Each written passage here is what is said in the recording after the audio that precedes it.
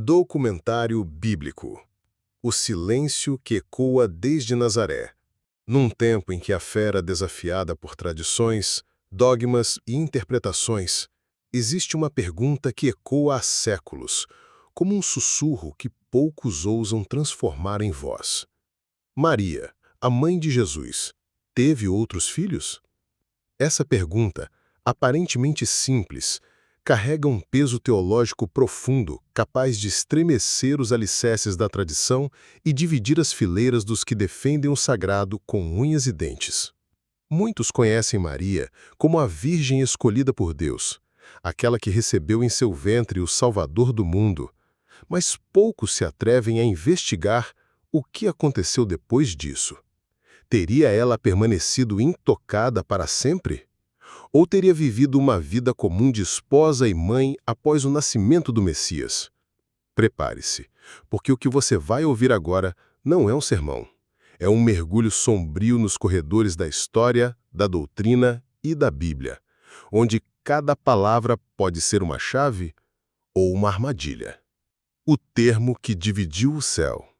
A polêmica começa com um único termo: Adélfoi, uma palavra grega que à primeira vista significa irmãos.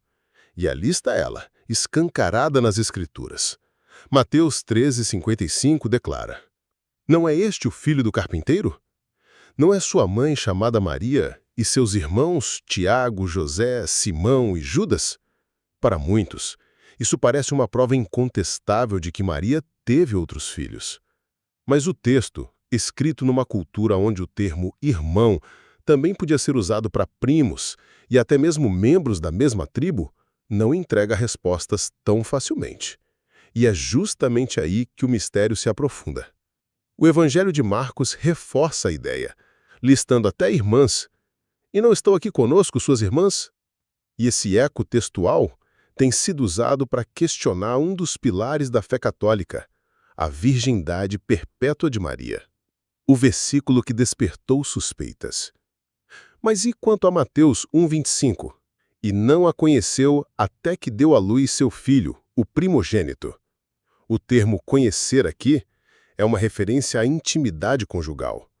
O texto parece dizer que José não teve relações com Maria até o nascimento de Jesus. Isso implicaria que, após isso, viveram como marido e mulher, como qualquer casal?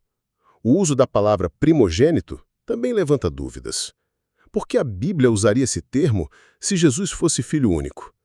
Por costume legal, sim. Todo primeiro filho era chamado assim.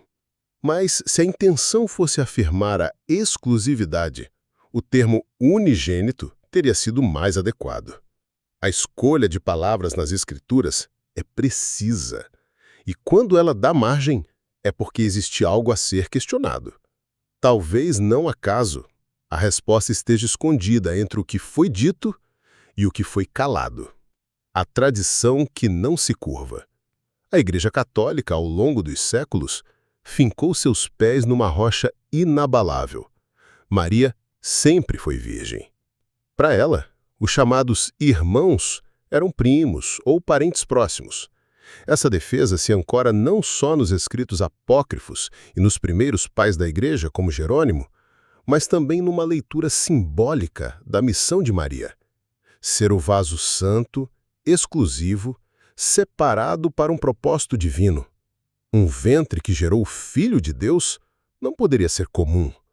Assim pensavam os teólogos, os concílios e os séculos. E mesmo diante de evidências textuais, o dogma da virgindade perpétua foi selado como sagrado. Mas o que fazer quando o texto parece gritar algo diferente da tradição?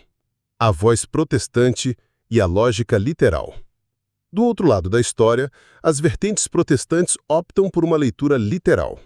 Para elas, se o texto diz irmãos, então eram irmãos.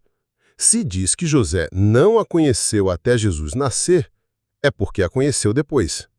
Essa linha de pensamento é direta, crua e muitas vezes despreza séculos de tradição por se apoiar exclusivamente na Bíblia como fonte de autoridade. Para esses estudiosos, negar que Maria teve outros filhos seria forçar o texto bíblico a dizer o que ele não disse.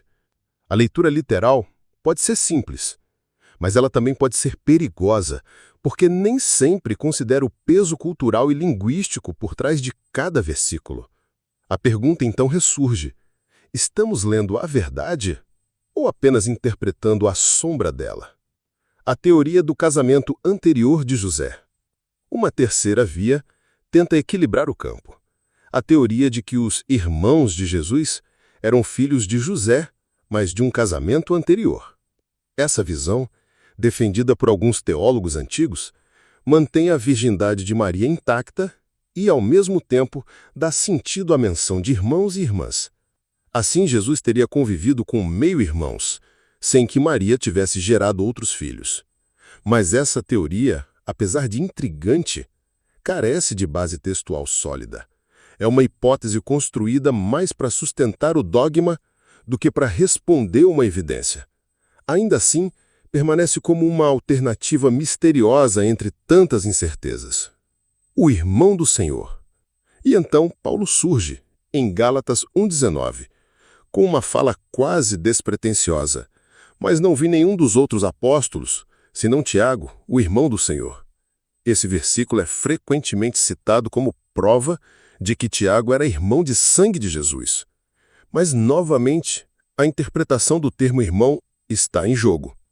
Paulo, judeu de formação helênica, poderia estar usando irmão no sentido espiritual ou de membro da comunidade cristã.